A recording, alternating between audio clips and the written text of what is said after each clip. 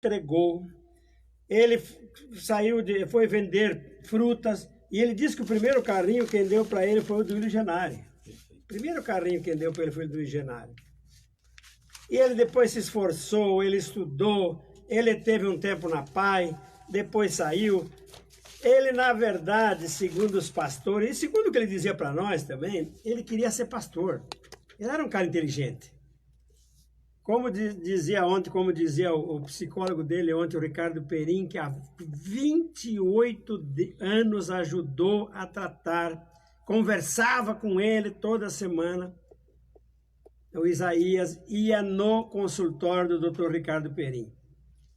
Poucas vezes eu vi um profissional com lágrimas falando no velório do nosso grande Isaías. Porque ele era um cara inteligente. Ele tinha as suas revoltas. Claro que tinha, todos nós temos. E uma das grandes revoltas, até foi contado pelo Ricardo Perim no velório, é quando a guarda municipal aprendeu aquele motociclo dele lá, porque não aprendeu porque estava aprendendo, porque era para proteger o Isaías. E aí ele tinha uma bronca desgraçada com o promotor, porque o promotor foi o promotor também que mandou aprender o tal do motociclo. E aí ele teve problema sério. Um dia ele chegou para mim: Bisoninho, vamos lá acertar com o Dr. Giovanni Ferri? Vamos lá, cara. Ele estava com medo, porque ele mandou umas cartas pesadas, né? Outros escreviam para ele. Aí nós fomos lá acertar. Aí o Dr. Giovanni falou: Isaías, eu nunca tive problema com você, eu quero bem você, mas essas cartas que tá me mandando aqui são muito pesadas, né? Vamos. E aí saiu de lá de bem, feliz da vida. Muitos profissionais aqui, Marco Cirina, Josiane, uma série de profissionais que ajudaram quando ele queria fazer a tal da... não a ponte, mas ele queria botar dentes fixos, né? Muita gente esteve ajudando ele aqui para fazer isso. Depois ele fazia as rifas lá para conseguir comprar aquela motocicleta elétrica. Foi feito, nós fizemos um grupo lá de 20 pessoas ajudando o Isaías. Enfim, ele foi um cara que nunca se entregou. Ele adorava a sua mãe morreu faz 10, 15 dias. Né? Ele adorava aquilo, mas ele sempre dizia que queria ser pastor. Ele estudou, ele fez tudo o que ele podia, ele escreveu livros, ele fez quadros.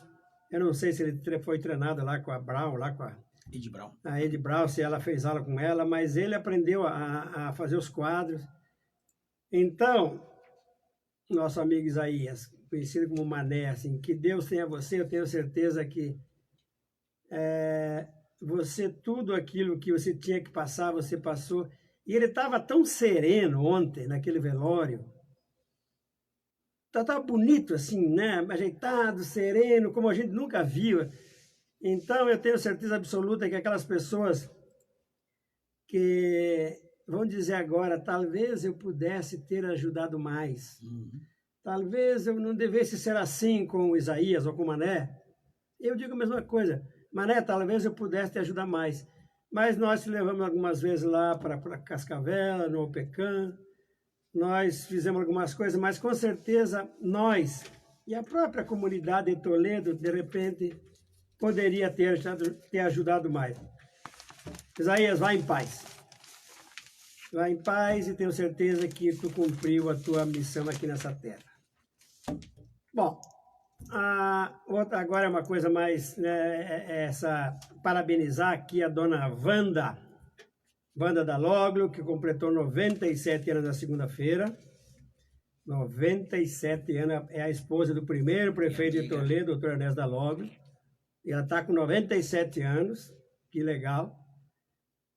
A família toda esteve reunida. E o meu amigo Otacílio Ananias Moreno, que fez aniversário também segunda-feira. Segunda-feira completou, não me lembro, sei lá, 8... Ele não fala que é 7,8, sei lá se é 8,3, 8,4. É que ele é outro Avelino, ninguém sabe se é 9,3, 9,4, 9,5, 9,7, né? Esconde o ouro aí. Mas que bom. A todos os nossos aniversariantes, os nossos parabéns. Muito bem. Neste momento, estamos aí quase finalizando a colheita de milho safrinha. que para nós, para o município de Toledo, para o oeste do Paraná, para o Mato Grosso do Sul, para o Mato Grosso e Goiás, deixou de ser safrinha há muito tempo. Ela virou a safra principal. Então, Toledo, que plantou em termos de 60 a 65 mil, planta, né? 60 a 65 mil hectares de milho e soja. E tivemos uma colheita fantástica. Vai compensar parte daquilo que não se colheu em soja, porque praticamente, se nós formos ver as médias da soja, faltou quase 60 sacas por alqueire da colheita de soja.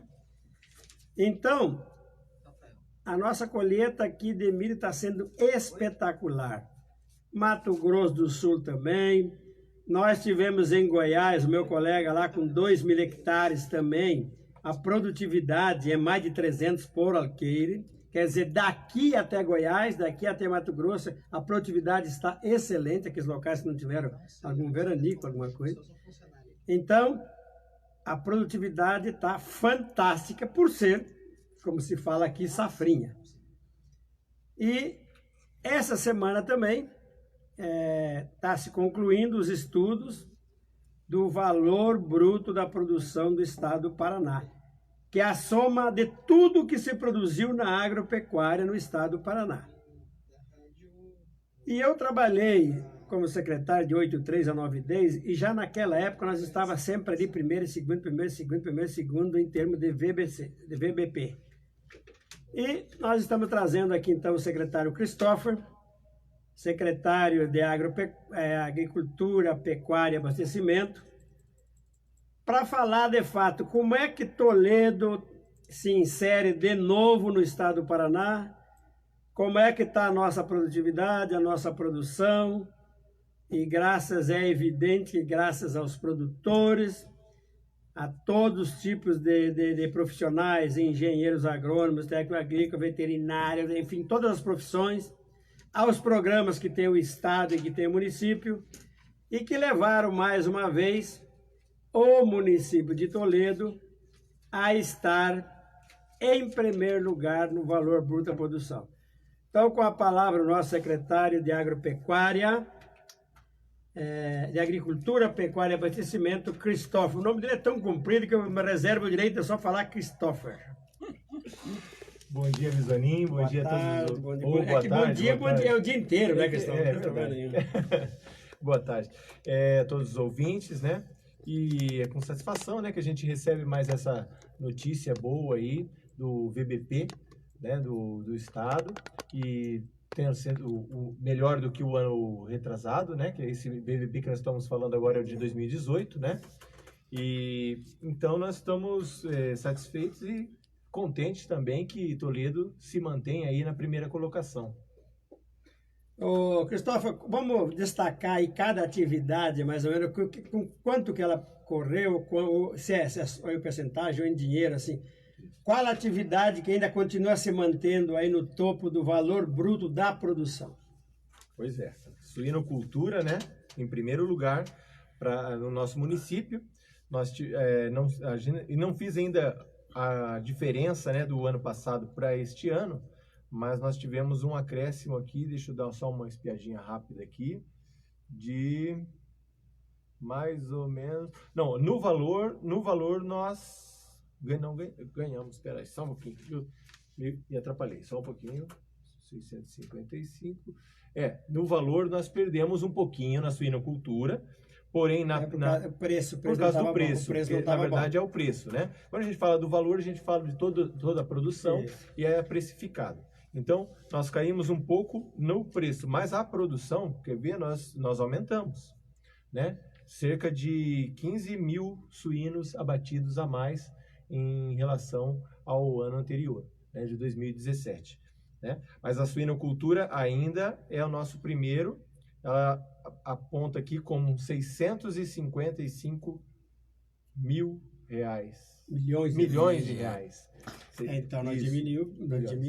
Diminuiu um pouquinho, era 671, foi para 655 milhões de reais. Né? No total, nós aumentamos 2,4% comparado a 2017, Em dinheiro. em dinheiro. Tá, segundo lugar vem a avicultura. Ou Avicultura vem com 438 milhões de reais. Quase 50% abaixo. Exatamente. E superamos o valor do ano anterior de 17, que era de 399. Então, agora passamos para 438. Soja, vamos lá. Soja, nós estamos agora atualmente com 274 milhões e o ano de 2017 era de 290 milhões. Caiu 20 milhões praticamente. Preço, né? A gente teve aqueles intempéries. Isso. Na produção aqui, vamos ver se deu muita diferença. Caiu um pouquinho também a produção, de 284 mil toneladas, né? Então seria milhões, né? Toneladas é 254 mil. Né? E foi para 235. Esse ano. Ano que vem vai ser pior ainda, vai ser, né? Pior porque esse ano a produção nossa foi ruim. Exatamente, essa produção nossa não foi boa. O milho, como você falou. E o milho agora, como é que você comportou o milho? O milho, ele está com 149 milhões esse ano, de 2018, o último, comparado a 126. Então, aumentou bastante, significativamente, 149 de 126, mais 20 milhões de reais aí, aproximadamente. Uma coisa, Cristóvão, que eu sempre perguntei e nunca teve um acordo aqui da estimativa, foi a questão do leite. A questão do leite, segundo informações do próprio IBGE, nós teríamos diminuído, não sei se de que ano até que ano, praticamente 1/3 daquilo que a gente produzia. Será que diminuiu tanto assim, Cristóvão? Bom, a gente tem os dados aí, conversa com o pessoal da Emater, né? A gente sabe que está diminuindo mesmo o número de propriedades que estão investindo. O leite, de uns tempos para cá, né, Bisoninho, ele está se tornando uma atividade um pouco mais profissional. Então, aqueles que utilizavam a bovinocultura leiteira como uma atividade complementar, secundária dentro da propriedade, eles não conseguiram se manter, muitas vezes, forte na produção.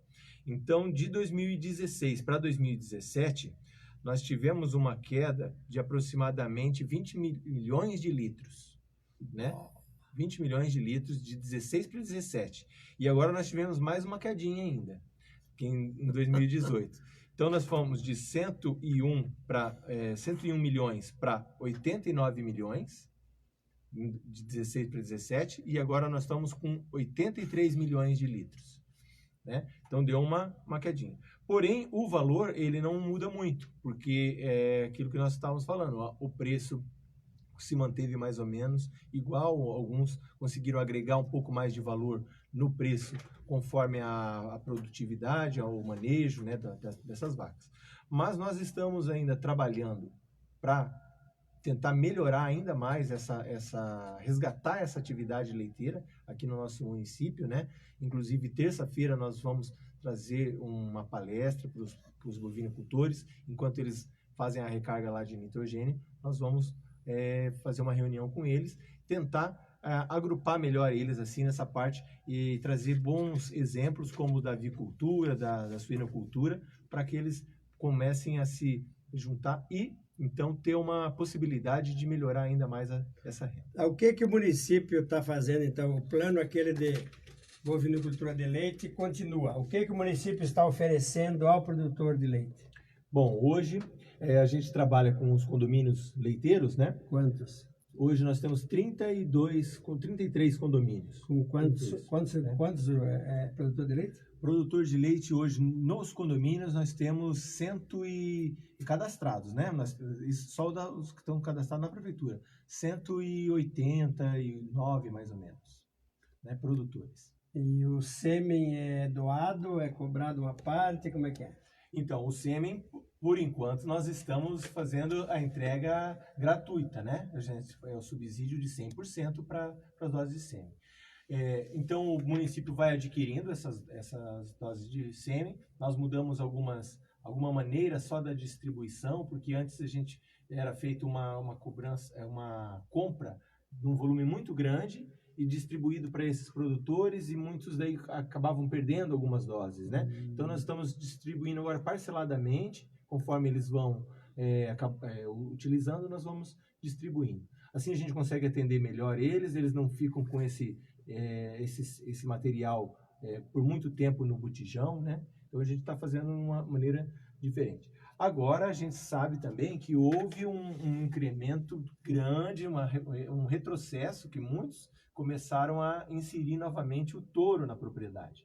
E isso daí foi um passinho para trás que acabou acontecendo, né? Mas assim, nós agora estamos tentando reverter isso daí, e a gente para tentar conseguir agregar ainda mais valor à produção leiteira, melhorar assim a genética das vacas, né?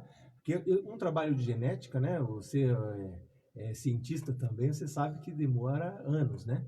Não é de um dia para a noite. Então a gente está percebendo que isso aí vai chegar a um patamar aí bom, mas a gente requer pelo menos uns 10, 15 anos, né? Ô, Cristóvão, aquela lei que nós aprovamos na Câmara, que permitiu fazer serviços dentro da propriedade, todo aquele pronafiano, que agora ficou, não sei se já passou pelo Ministério Público, acho que já passou, que está em vigência, se o município está em vigência, mas todo aquele que se beneficiava do Pronaf, hoje ele não tem cobrança de nada em termos de horas macra. Para silagem, terraplanagem, pedra e etc. Está funcionando essa lei ou está no sistema novo, no sistema antigo? Como é que está? Eu sei que Porque a infraestrutura é que tem feito parte desse serviço, né? Isso, a infraestrutura é responsável, né, por essas atividades que você citou aí. Essa legislação passou lá pela Câmara, foram feitas algumas ressalvas, né?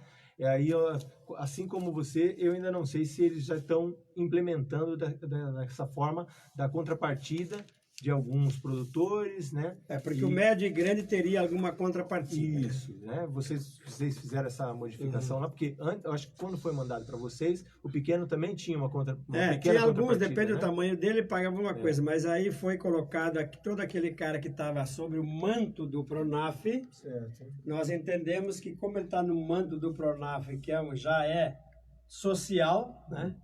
Que ele estaria protegido para que o município fizesse os seus programas sem ter esta cobrança, a contrapartida. Porque claro que a contrapartida está naquilo que está aí, no que está gerando agora de valor bruto da produção, e que vai voltar parte para o município, apesar que a agropecuária volta muito pouco em termos de imposto para a agropecuária, mas é uma circulação dentro do município. Muito bem. Qual é a outra atividade que é importante? O peixe, por exemplo, aí. Peixe, ano após ano, ele vem superando, né? Vem superando. Nós tivemos agora, de 2017, só um comparativo de 7 mil toneladas? Milhões de toneladas. Não, 7 mil toneladas. 7 mil toneladas, 36 milhões de reais. E agora nós passamos para 11 mil toneladas, para 55 milhões de reais, né, movimentado. Então, a tilápia, ela ela está ano após ano e subindo significativamente, assim, mais de 10, 15% ao ano.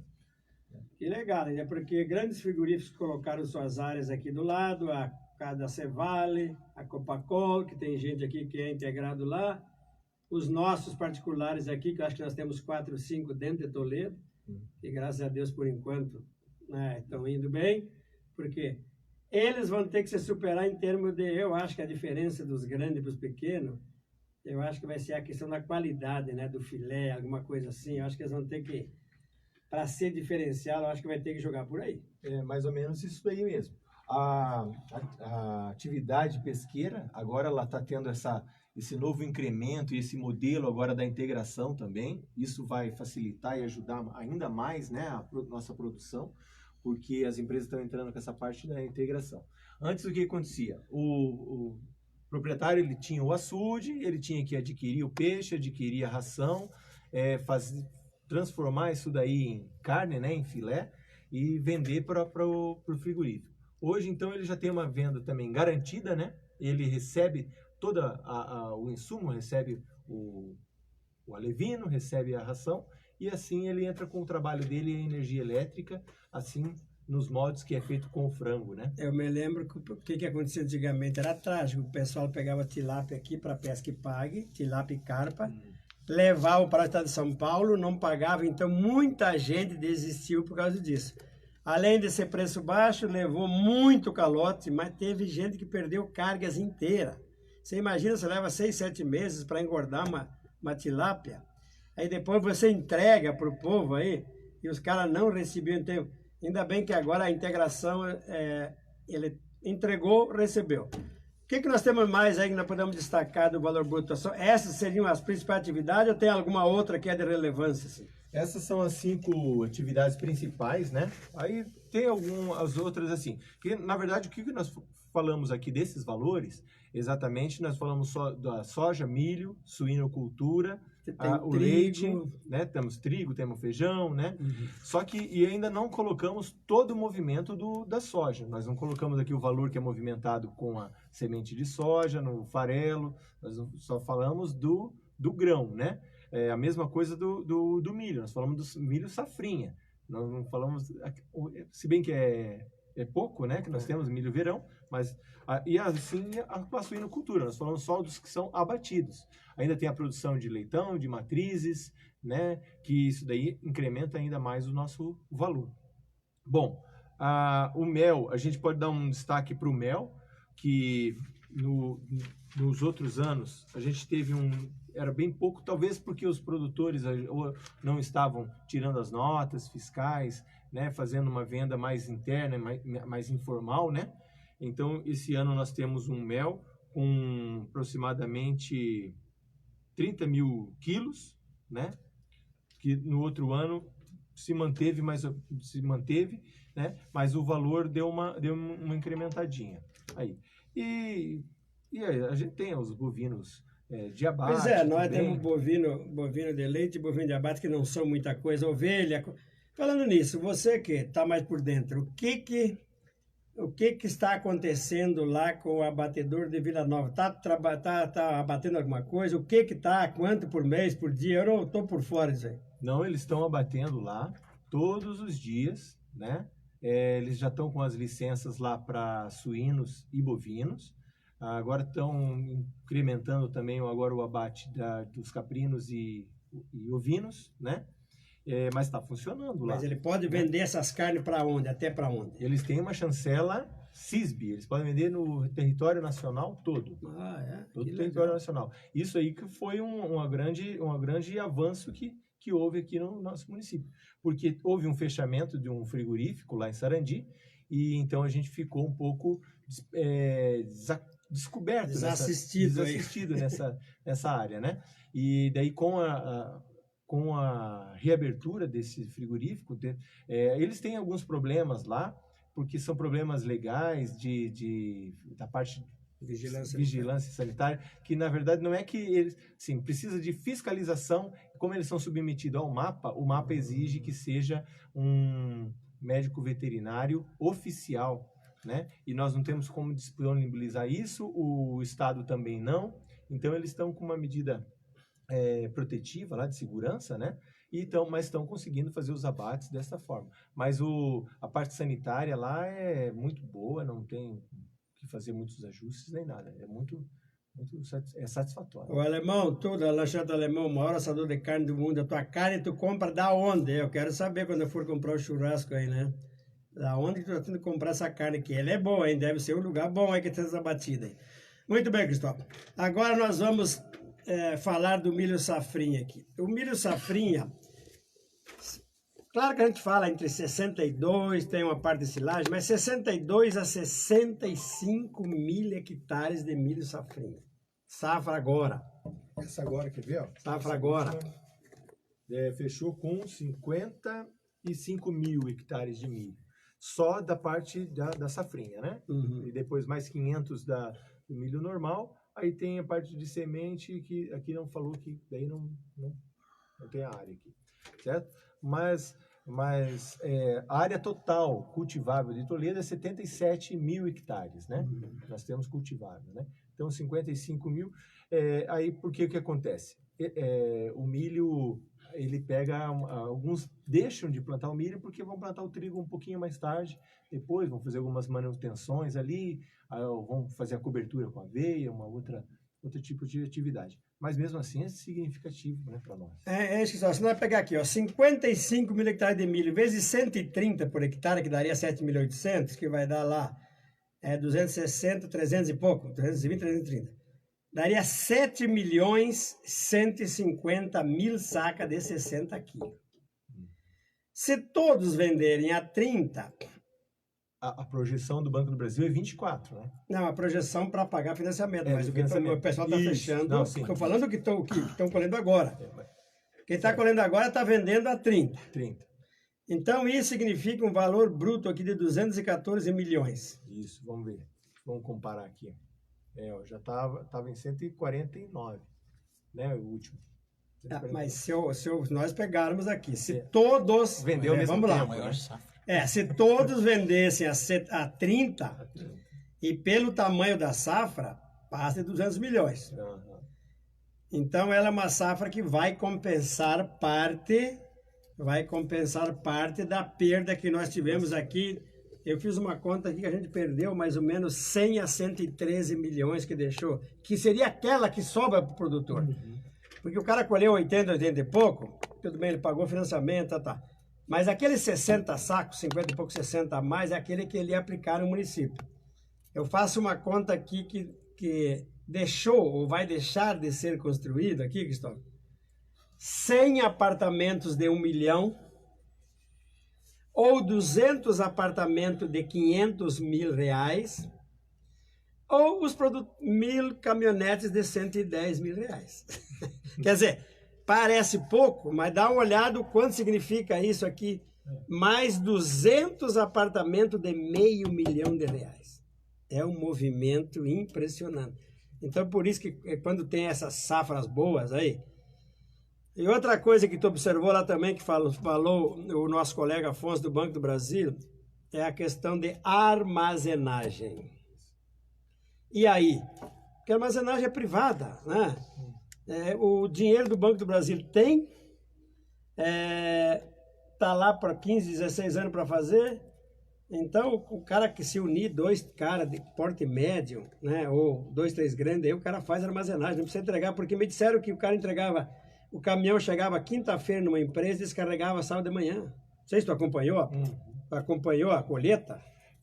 Tá difícil. Teve muitos aí que começaram até a fazer uma sabotagem, não no nosso município, mas em outros municípios aí, de alguns, e abrindo as cargas de outros caminhões para ver se podia passar na frente. Que saco, não, sacanagem. até isso, pensei que era só político que fez sacanagem, mas então tem mas, assim, caminhoneiro também, entre eles. Tá complicado, tá complicado mesmo, porque a safra foi muito boa, né? E a gente tem nesse corredor, como você falou, de Mato Grosso do Sul até Goiás, tudo cai aqui cai aqui para Paranaguá, né? Então nós temos essa ida aí para Paranaguá, esse fluxo, então é muito grande. E então esse é um volume muito grande. Como você observou aí, os financiamentos para armazenagem é bem atrativo do Banco do Brasil. Então, e o produtor tem a oportunidade de trabalhar com o mercado, ele conseguir segurar quando o preço não está muito bom, atrativo, né? E vender na hora certa, né? Na hora que o preço está melhor. Então, isso daí às vezes é o que ainda falta na nossa região aí. A gente sabe que tem alguns investimentos, né? Alguns produtores estão formando algumas associações aí para se armazenar, né? E isso aí um condomínio. Um condomínio. Isso daí vai ser muito bom para nossa região também. Eu, Cristóvão, estava falando uma conta aqui, né? Eu estou na média de 330 por aqui. Tem gente falando mais de média. Não sei, o Celso da Coamo está falando em 360. Mas se nós pegar aqui 330, vai dar 19.800 quilos por alqueire. Uma produção, nos últimos 10 anos. 19.800, uma das grandes produções de safrinha dos últimos tempos. A pessoa quase 20 mil quilos por aquele de milho, é isso no inverno. Né? Isso aí também, né, safrinha. a gente tem que lembrar, porque como a soja não deu muito bem, foi antecipado também. O cara plantou a soja antecipada já. Né? E não, ele antecipou também o plantio do milho. Então, e o milho, ele é uma planta de verão. E como nós não tivemos um inverno rigoroso, né? Não, nós já começou agora. Né? Agora, né? Na hora que graças a Deus. Né? Então, tá muito... Antecipou muito o plantio. Porque aquele cara que planta até 10 de fevereiro, por exemplo, praticamente ele nunca perde. Nunca deixa de colher. E teve gente até que plantou um pouco antes até. Então, por isso que tem essa produtividade fantástica. E outra coisa, Cristóvão, os juros que tu viu lá, que o Banco do Brasil apresentou, não sei, acho que tu não tem aqui o Plano Safra, mas os juros ficaram, porque existia uma preocupação com o governo federal, que nessa bagunça de vai para lá, vai para cá, o Plano Safra vai ter dinheiro, não vai, o Banco do Brasil vai ter para financiar, não vai. Pelo que nós vimos lá, eu acho que ficou... 103 bilhões, né? O Plano Safra, né? Foi um plano que teve um acréscimo aí substancial. E, assim, era o primeiro Plano Safra do Jair Bolsonaro, né? Então o pessoal ficou meio apreensivo e tal. Mas ainda mais por causa que o Paulo Guedes lá estava segurando as rédeas, né? Bastante. Não então, querendo largar muita coisa, estava querendo aumentar o juro. Mas ficou bom, né? Assim, aumentou os juros para aquele que tem uma maior capacidade, né, de pagamento. 6 para 7. Né? De 6 para 7 e diminuiu, né? Do menor até de 4 veio para 3 até 5. Aquele né? pessoal do Pronaf, né? Os pronafianos aí tá com uma... Olha, o juro é excelente. Eu acho que então... Segundo diz a nossa gerente do Banco do Brasil, aqui não vai ter problema de financiamento, vai ter dinheiro. E eu vi ali que eles estão muito preocupados justamente com a armazenagem, já que houve esse problema todo, né? E que bom que a gente teve esse problema, porque o problema do ano passado em soja não foi esse. Sobrou lugar para armazenar soja. E esse ano não, esse ano deu problema aí, fila, ainda bem que deu aquela chuvinha, tá? Agora vai dar uma regularizada, né? Mas, de fato, o cara chegava a levar 4 dias para o cara se livrar do caminhão, lá, entregar o produto. A gente tem que lembrar também que, como os nossos colegas agrônomos aqui da região, do oeste, do Paraná em si, né, Santa Catarina, eles já se antecipam, né, com os projetos. Então, quando lança o Plano Safra, eles já estão com os projetos tudo engatilhado ali. Já está pronto, né, para vender pronto, isso. É só ir acessar o crédito mesmo, né? Então, assim, desse Plano Safra aí, praticamente 60%, 70% do valor desses 103 bilhões ficam na região sul aqui e parte no sudeste, né? Se bem, não parece, pensa um pouquinho, nós estamos falando em 103 bilhões de reais. Não estamos falando em 100 mil, 101 milhões. Nós estamos falando em 103 bilhões. E é por isso que fica claro aqui o nosso agradecimento à agropecuária, porque pelo 10º ano, acho, consecutivo, quem está salvando as exportações é a agropecuária.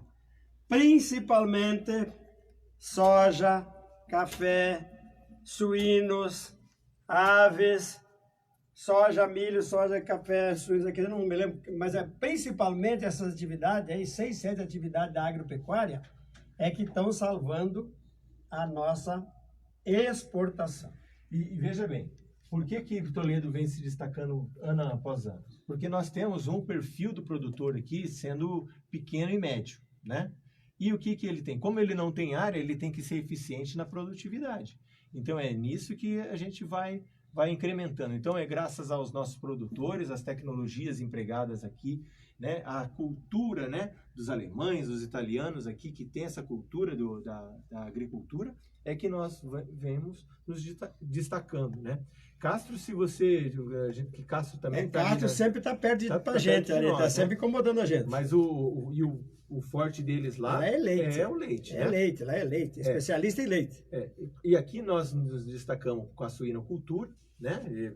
E a produção de soja nossa, comparada a deles, é mais ou menos igual, equivalente. Né? Equivalente, porque é plantado. Agora, milho nós nós também destacamos, porque Porque lá eles não têm têm. clima. Aí que tá. É. Essa colheita hoje de 7 milhões de sacas aqui de milho safrinha, essa colheita só acontece aqui, ó, de Laranjeira para cá. Lá para cima não tem essa safra, eles só tem safra de verão. Então a opção deles no verão ou é soja com milho, Trigo. é trigo no inverno, coisa que nós aqui temos cevada desistindo, que nós não temos. e cevada, né, que tem produção de cevada. Mas a verdade é uma só, Rio Grande do Sul também.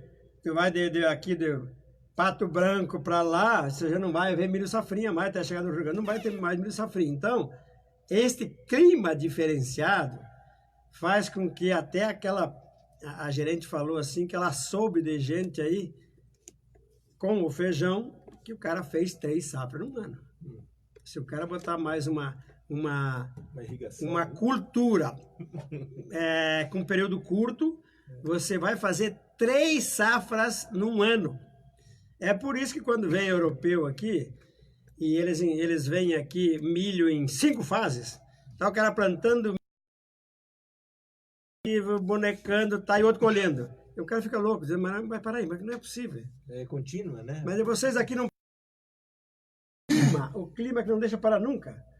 Ou já tem, quer dizer, aqui o solo está sempre produzindo alguma coisa. Aí eles falam assim, vocês ainda querem falar no nosso subsídio, vocês querem tirar o subsídio, que por vocês, a Europa não dava subsídio para agricultor.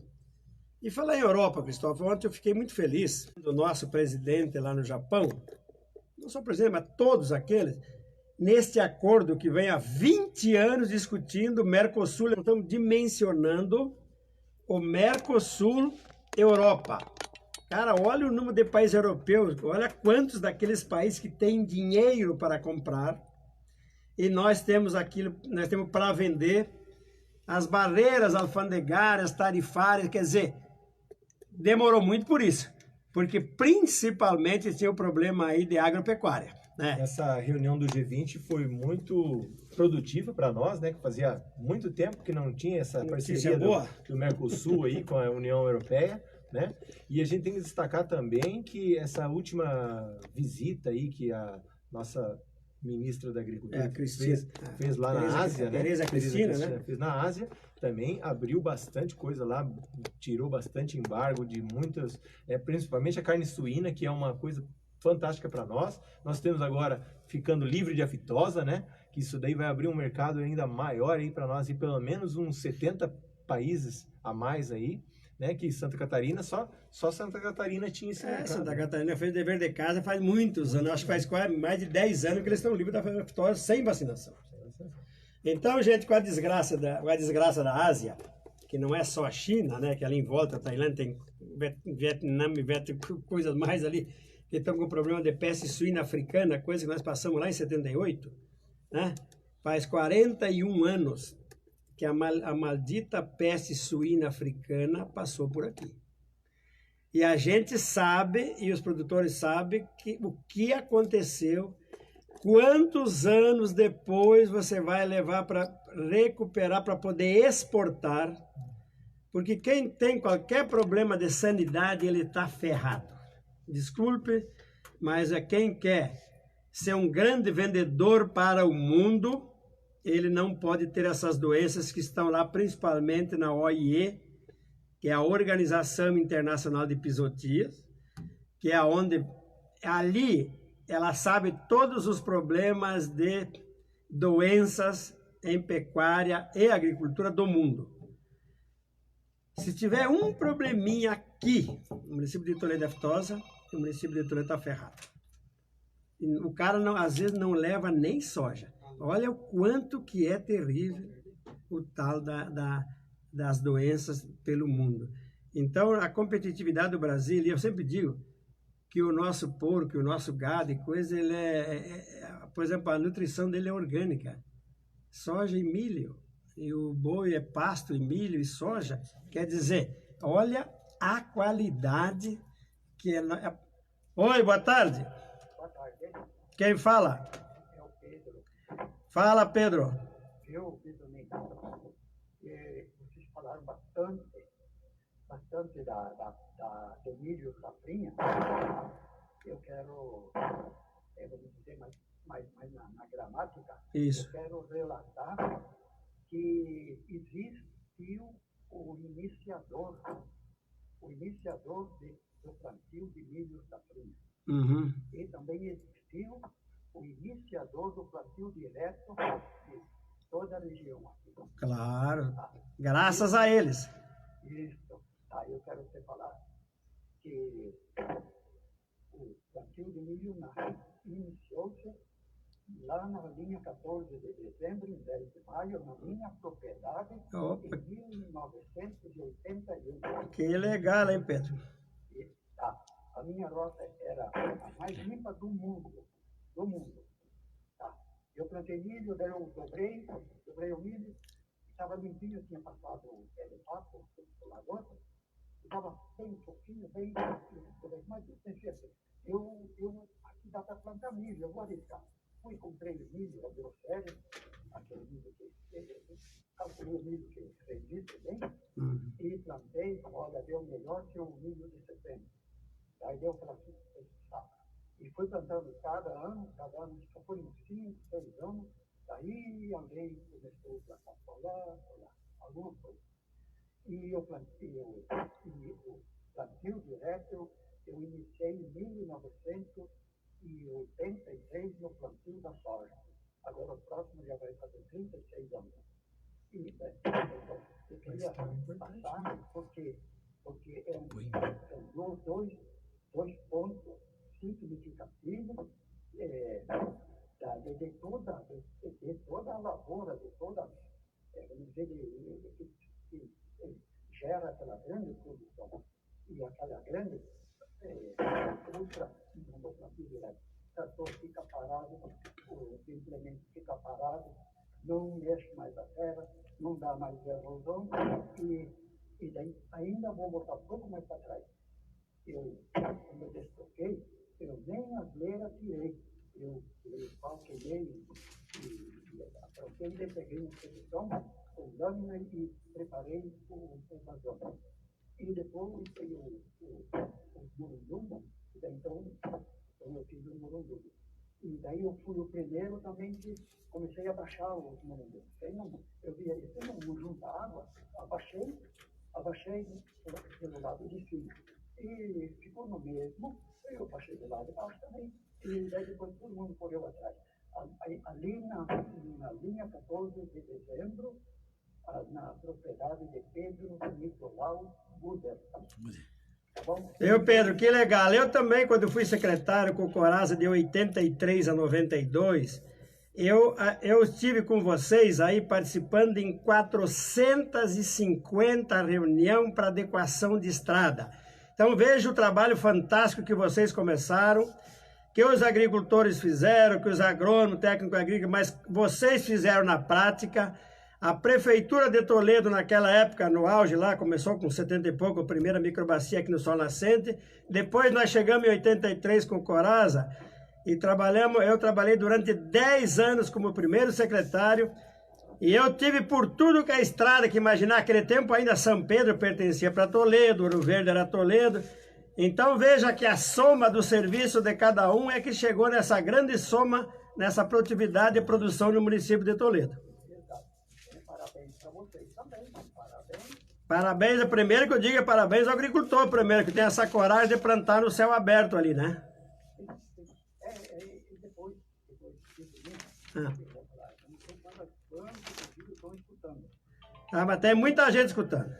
Então, olha, tem outro ponto mais prioritário, mas eu vou falar hoje, mais significativo, que vocês nem imaginam aonde que eu já fui. Daí vocês precisavam saber. E daí exige para cada um o ponto primeiro, não tem segundo e terceiro, é ponto primeiro. Então, para tirar o primeiro lugar tem que ser bom. Tem que ser bom. Tem que ser especial, zeloso e de boas obras.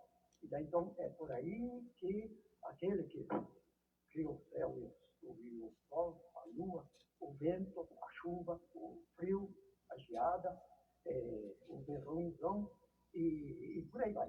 E daí, esse é o que se deve glorificar e dar honra a ele, porque ele é que declara o pensamento ao homem.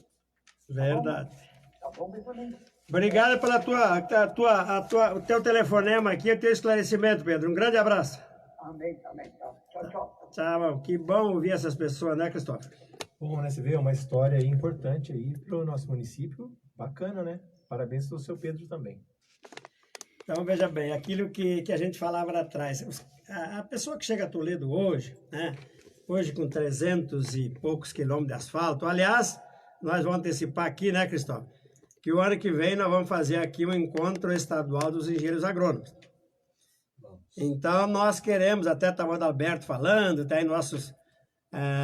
queremos ver o centro de evento, amanhã nós vamos lá, amanhã não, segunda-feira nós vamos lá conversar contigo, para conversar com o pessoal lá do desenvolvimento, né, para ver a época que nós queremos fazer, já que o município de Toledo é o primeiro em valor bruto da produção, é o município que mais tem estrada asfaltada no interior, foi aqui exemplo para muita coisa, com certeza então esse encontro estadual dos engenheiros agrônomos aqui, eu tenho certeza que virão muitas pessoas para tentar conhecer o interior de Toledo.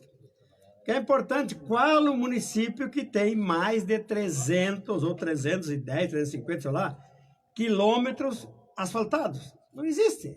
Não tem. A gente vai por todo lugar do Brasil, aí o caso, não, isso não, essa é gozação, vocês não tem isso. E aí vem aquela história, então, por que é que o município de Toledo tem o maior valor bruto da produção? Porque o interior também recebe as melhorias. Claro que tu vai dizer, mas os 70% saiu só da agricultura? Não. Imposto aqui da área urbana também, das indústrias também, que ajudaram o município de Toledo a ser o município que é. Então é importante, eles vão ter essa oportunidade de conhecer Toledo, conhecer os programas de Toledo, e aquilo que eu falei. Oi, boa tarde. Boa tarde, Benjamin. Quem fala? É o Hilário Garcia, Popular Baleco. Estou dentro de uma carregadeira. Opa, que legal. Estou aqui no Ademiro Wolf. Opa. E eu conheço o Pedro ali, né? Ah, tu conhece o Pedro? Até na época que eu arrumei a estrada dele lá, eu queria levar uma conchada de bote de baiana para apanhar na terra dele. Meu Deus, mas tu gostava dele então, hein? Ah, eu gosto dele. Eu fiz serviço para ele ali há um tempo atrás. E ele é muito caprichoso. E outra coisa, esses dias atrás, falando em estrada asfaltada, eu fui por Rio Grande, daí eu cheguei em Iraí, você conhece? Conheço bem, porque eu vou a Santa Maria, passo por ali. Daí eu cheguei no posto Hermes ali, daí eu fui no banheiro, daí a hora que eu saí, tinha um camarada lá, você é de Toledo, sim? Eu falei, eu tenho um parente meu lá, ele falou assim, Toledo é um exemplo, as estradas do interior lá é tudo paralelepípedo, pedra brita ou asfaltada, né? Eu falei, sim. Lá eu tenho um compadre meu lá, até ele falou que o cara tem um caminhão com placa de Miraguaí, que mora aqui no Jardim de Porto Alegre. Daí ele falou, não, Toledo é um exemplo, o interior lá é um exemplo, não existe, a gente conta aqui e ninguém acredita. Ah, não acredito. Então é muito bom isso, né? Mas que beleza, mas tu tá trabalhando então nesse momento? Estou fazendo base larga aqui no Ademir Wolf. Viu, que legal, olha aqui, é um sábado um cara fazendo base larga. Dá um abraço aí para Ademir e obrigado pelo teu telefonema aí. Beleza? Um abraço, tchau, tchau. Então, viu, seu Cristóvão, como se nós daqui a pouco... É que as pessoas que estão ouvindo a gente, eu sei de muita gente que escuta a gente. Aqui o pessoal de Concórdia, o cara falou, eu escuto o Coraz e depois escuto você. Tem um monte assim, ó. Eu escuto o Coraz e depois você. Aí tem aquele que não gosta do Coraz, fala, eu fico esperando você, Bisoni. E aquele que não gosta de mim também só ouve o Coraz e desliga. Mas como é importante, a gente sabe de muita gente que escuta a gente aqui e é bom a gente falar para o pessoal da agropecuária.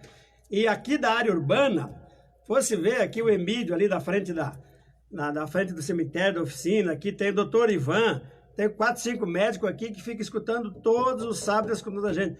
O Genésio lá que está sempre lá ajudando a gente lá naquelas prestação de contas do prefeito lá, Franceschi, né?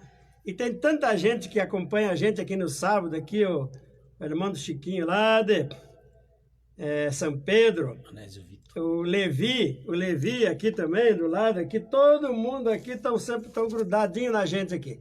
Então é muito bem ouvir você. Então, Cristóforo, quais os programas aí? Como é que está com o programa de conservação de solo, recuperação, aquilo que me lembro que foi feito lá, estava fazendo com o pessoal da Cerro da Lona, tá? Como é que está hoje esse... Agora, Bisoninho, é exatamente isso aí. Vai começar agora uma correria, né? O pessoal colhendo milho agora, todo mundo quer fazer as bases largas, né? É isso que está fazendo lá? Então vai começar todo mundo agora, né? Colher o milho, todo mundo fazendo base larga. Nós temos aí mais ou menos uns 4 milhões investidos na parte de conservação de solo, né? Junto com a parceria com a Itaipu. A Itaipu está ajudando, está bancando isso? Né? Hoje, atualmente na bacia do Marreco e do São Francisco. Do Marreco. Né? Do Marreco não, do Santa Quitéria, Santa Quitéria e do São Francisco. Então, ali na região ali do São Salvador, agora nós temos algumas para fazer, algumas propriedades, temos ali em Concórdia, né? Já estamos aí aguardando a posição dos produtores, assim que eles escolherem aí, a gente começar com os trabalhos. Também estamos trabalhando com a parte da escavação dos tanques, né? Da piscicultura, que está... Piscicultura também é outro programa aqui. A gente tem esse programa, foram 1.500 horas agora, licitado há pouco tempo, já está trabalhando, já estamos trabalhando, né? Mudamos também o modelo, que agora a gente, se algum desistir, a gente pode atender outro, né? A gente tinha esses problemas, né? Que um desistia, você não podia pegar as horas daquele e passar para o outro, né? Então a gente conseguiu mudar algumas coisas aí, e a conservação de solo é fundamental aí também para essa nossa produção. Porque a gente teve, vamos lá, a conservação de solo foi lá, começou nos anos 70, depois do auge foi 80, mas algumas pessoas acharam que era para toda a vida, né? Que não precisava mais fazer, então não é verdade. Se tu não fizer uma boa conservação de solo, bom manejo, a erosão vai voltar. Porque aquelas pancadas de 100 milímetros lá num dia, assim, teve lavoura aí que levou uns pedaços embora. Então a gente tem que voltar a se preocupar, porque aquilo que foi não volta mais. Tu tem que recuperar só. Porque às vezes o produtor entende que o manejo do solo é só o terraceamento ali, ou o plantio direto, como o seu Pedro